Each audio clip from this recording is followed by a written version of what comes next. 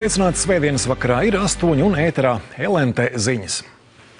Sākusies lielās talkas rezultātu apkopošana. Cik tonu atkritumu izdevies savākt lielās talkas laikā, būs zināms vien turpmākās nedēļas laikā, kad no ceļmalām, graumalēm, mežmalām un citvieta tiks savākti talkotāju pielasītie maisi.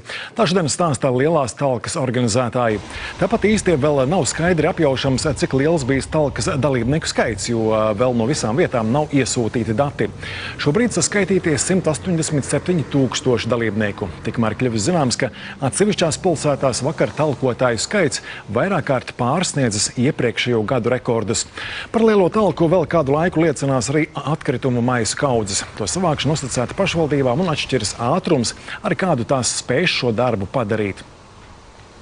Es ceru, ka tiks savāks 3–4 dienu laikā, bet pat ja ir ilgāk, tas nav nekas traģisks. Diemžēl izvedēji nevar tik ātri paspēt uz reģioniem arī aizvest. Rīga cerēsim, ka ātrāk.